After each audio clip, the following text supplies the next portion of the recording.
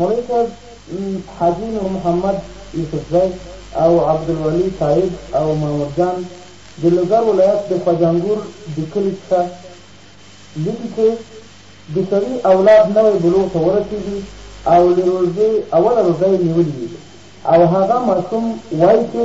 دا لومړی روژه ما خپل پلار یا مور ته نیولې ده، نو څه حکم لري؟ حضراتو تاسو په خپله لیکلي دي په دا سوال کې چې دغه الکی بالغ فصل بلوغه و ده ته ماشوم ویل دا تعبیر هم نه دی شوي، خو مطلب همدا دی چې دا میاشت د رمضان دا یو خصوصیت لري، داسې خصوصیت لري چې دغه تعین د جانبه د عبادو دا نه غواړي. یعنې یو سړی نیت وکړي چې په رمضان کې وایي سبا نفلي روژه نسم، هغه یې دا فرضي ده. سبا روژه نسمه سوا د زما د مور و پلار دی، هغه د هغه فرضي روژه ده، عینا د ده ده.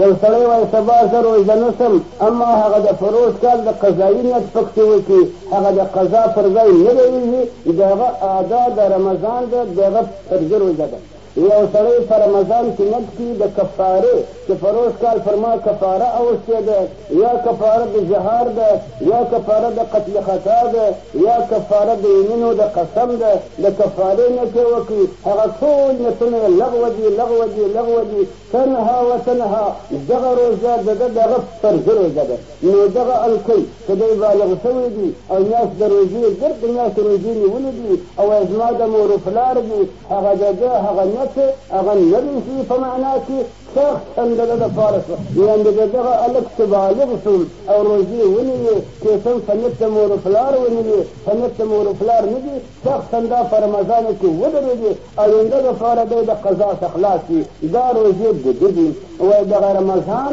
دا داسې حکم لري لکه هغه متوحد فدار، یو سړی تنها په سرای کې یې کاړ ناست وي، هېڅوک بل نشته، نو په دروازه کې چې ورته ودرېږي فلانې کاکو ورنایه کې هم دی، که د په نامه د زید و عمر ورناره کړه هم دی، که د احمد و د محمود په نامه ورناره کړه هم دی. ای هغه سړی تل چې به کور یې په هر تعبیر کې دې ورناره کړه دغه سړی ځینې مراد دی. نو همدغه رنګه حضرت امام صاحب رضی الله عنه فرمایي وایي سړی چې په داخل کې د رمضان دا د رمضان په ورځ کې روژه نشي په هر نیت کې ونیوه هغه نیت یې نشته، بلکې دا روژه د دغې فرضي په ځای کې درېږي، دغه هلک د ادا او د قضا آینده خلاص ادا یې وکړه، قضا پر ده باندې بیا نشته. والسلام قضا